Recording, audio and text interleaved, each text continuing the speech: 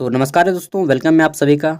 और इस वीडियो में हम लोग बात करने वाले हैं मॉडर्न वेस्टर्न फिलॉसफी के बारे में। ठीक है, और यह पूछा गया है सेमेस्टर 3 मेजर पेपर 4 में। ठीक है, BA semester 3 philosophy honours major paper 4, MJ paper 4 इसको आप लोग बोल सकते हैं। इसमें पूछा गया था, क्या पूछा गया था? Modern western philosophy. आप भारत की किसी भी यूनिवर्सिटी में पढ़ाई करते हो, सभी के लिए काम में देगा। बस आपका सब्जेक्ट यही होना चाहिए, मॉडर्न वेस्टर्न फिलॉसफी। अब चलिए देख लेते हैं क्वेश्चन इसमें किस टाइप से आए हैं। तो सबसे पहले पेपर कब का है? तो 22-26 का है। फुल मार्क्स कितना है? 75 है। क्वालिफाइंग मार्क्स कितना है? 30 है। ठीक है, टाइमिंग कितना होता है? 3 घंटे होते हैं जी, 3 आवर। क्वेश्चन हिंदी और इंग्लिश दोनों में है। और उसके बाद पेपर जो है आपका 2 भागों में बटा हुआ है, group A and group B. Group A आपका जो है यहाँ पे 15 मार्क्स का है और ग्रुप बी 60 मार्क्स का है। ठीक है, group A 15 marks, group B 60 marks. यहाँ पे ऑब्जेक्टिव भी है, सब्जेक्टिव भी है। चलिए देखते हैं पहला क्वेश्चन। पहला क्वेश्चन है कि निम्नलिखित दार्शनिकों में से किसे संशयवादी समझा जाता है? ठीक है, किसको यहाँ पे कैप्टिक समझा जाता है? क्वेश्चन क्या इंग्लिश में है कि who among the following philosophers is treated as a sceptic. तो कौन है यहाँ पे कैप्टिक? चलिए देख लेते हैं ऑप्शन।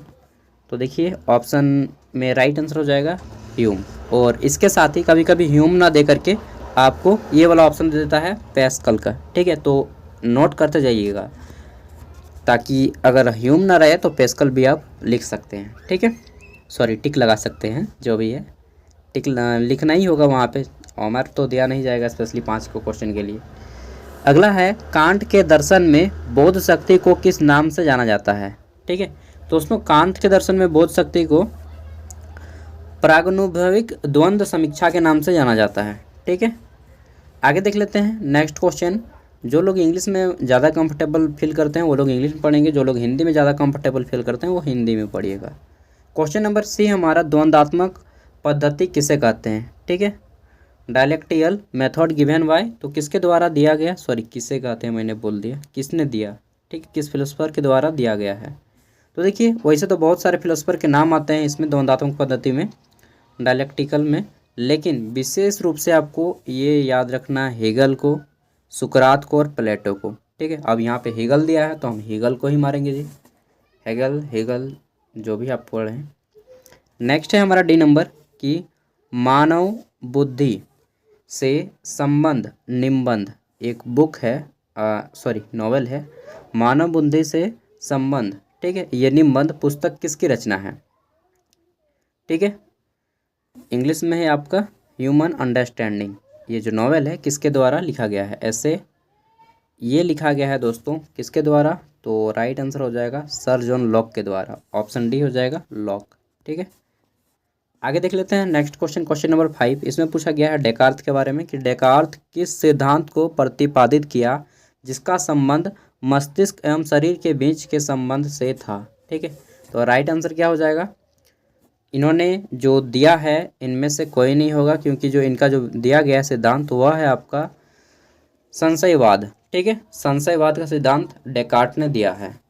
अब देख लेते हैं आपके, ये हो गया 1 मार्क्स वाले। 5 मार्क्स वाले कुछ क्वेश्चन आते हैं, जिसमें से पहला क्वेश्चन यहाँ पे है हमारा, डेकार्ट की विधि के बारे में बताना है। ठीक है, संशयवाद की विधि के बारे में 5 मार्क्स का, या फिर मतलब किसी भी 2 टॉपिक पे आप लिख सकते हैं। यहाँ पे 3 को दिया गया है, संवेदन।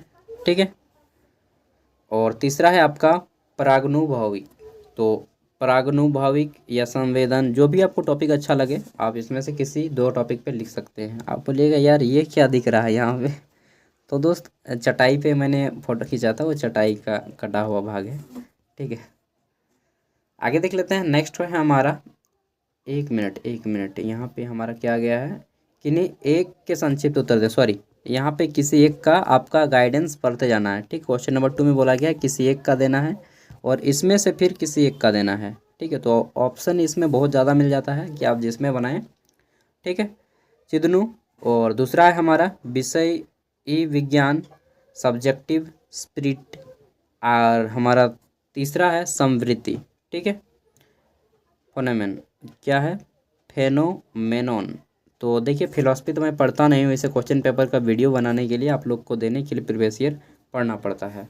क्योंकि फिलॉसफी मैं केवल वही सुन लेता हूँ, ओशो वगैरह का थोड़ा सा लेक्चर वगैरह, ठीक है। और एक दो फिलोसफर जितने भी हैं उन सब के बस लेक्चर सुना करता हूँ, विशेष रूप से ओशो का। ओशो को तो जानते ही होंगे ना। नेक्स्ट हमारा यहाँ पे है आपके 15 मार्क्स वाले क्वेश्चन, एंड इसमें पूछा गया है और इसका आंसर करना है दोस्तों। देखिए 15 मार्क्स वाले किसी भी सब्जेक्ट में क्वेश्चन आए, 15 मार्क्स, 5 मार्क्स का है तो 100 शब्दों में कर दीजिएगा, 100 से 150 शब्दों में, ठीक है। और 15 मार्क्स वाला क्वेश्चन आए तो आपको करना है एटलीस्ट 300 टू 400 वर्ड्स में, कितना, 300 से 400 शब्दों में, ठीक है। इसमें हमारा पहला है, क्या है, तो पहला है बुद्धिवाद एवं अनुभववाद में अंतर बताइए, ठीक है।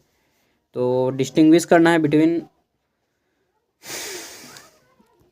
बाद में आइए जाइए बाद में, चलिए देखिए कुछ काम आ जाता है बीच बीच में।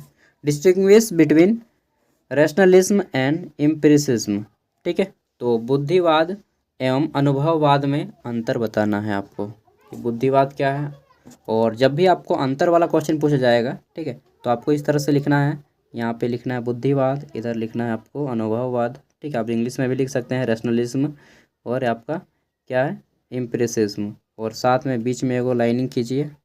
और इस तरह से आप लोग point wise, point number 1, point number 2, point number 3, इस तरह से कीजिएगा ना, तो आपको ज़्यादा मार्क्स मिलेगा, ठीक है। और पेज भी जल्दी भर जाएगा इसमें। नेक्स्ट है हमारा कांट के समीक्षावाद की आलोचनात्मक व्याख्या करना है, ठीक है। Explain and examine Kant's criticism. तो जो भी इनका समीक्षावाद है, क्या क्या बताया इन्होंने, कौन कौन से पॉइंट बताए हैं, इन सबको बताना है। किसी चार को ही बनाना है 15 मार्क्स वाले, ठीक है। नेक्स्ट हमारा क्वेश्चन है यहाँ पे कि स्पिनोजा के द्रव्य सिद्धांत की समीक्षात्मक व्याख्या करें, ठीक है। क्रिटिकली एग्जामिन करना है स्पिनोजा की जो थ्योरी दी गई है सब्सटेंस के ऊपर। तो क्रिटिसिज्म जब भी आए तो उसकी कमियों को निकालना है एकदम, और भारत के आदमी कमी निकालने में पहले स्थान पे है ना, टॉप। अरे भाई तुम नहीं जानता है, वो आदमी ऐसा खराब है, वो करता है, ये करता है, फलना डेम का। 7 नंबर है कि बर्कले के सत्तानुभव मूलक, ठीक है। बर्कले के सत्ता अनुभव मूलक है कि समीक्षात्मक, इसको बताना है कि ये जो बर्कले हैं, ठीक है, कि सत्ता अनुभव मूलक है या फिर समीक्षात्मक, किस तरह से है ये। इसका तो आंसर तो 1 वर्ड में भी हो सकता है, ठीक है, लेकिन आपको इसको डिस्क्रिप्टिव टाइप में बताना है। नेक्स्ट है हमारा कि मार्क्स, यानी कि कार्ल मार्क्स, मार्क्स के द्वंद्वात्मक भौतिकवाद की व्याख्या करें। इंग्लिश में है कि explain the dialectical materialism of marks, यानी कि कार्ल मार्क्स। नेक्स्ट हमारा है हेगल, ठीक है, हेगल या हिगल के द्वंद्व न्याय की व्याख्या करें। Explain the dialectic of Hegel.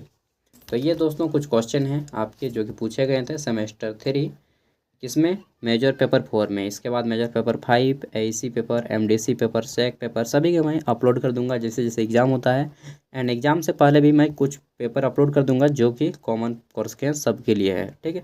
और वो डेफिनेटली एग्ज़ाम में भिड़ जाएंगे आपके, पूरी तो नहीं लेकिन 60% डेफिनेटली मैच कर जाएगा, ठीक है, वैसा दे दूँगा आपको, ठीक है। मिलते हैं नेक्स्ट वीडियो में। अगर आपको इसका PDF चाहिए तो मैं वीडियो का डिस्क्रिप्शन में दे रहा हूँ फ्री में, वहाँ से डाउनलोड करके इसको नोट डाउन कर सकते हैं, घर पे बना सकते हैं।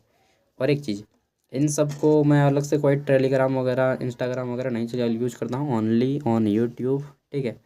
और यहीं से आपको नोट्स वगैरह जो भी है मैं देता हूँ डिस्क्रिप्शन के थ्रू, ठीक है। Thank you. जब यहीं पे सब चीज़ अवेलेबल है तो हम दूसरा प्लेटफॉर्म क्यों ज्वाइन करें यार, ठीक है। बाय।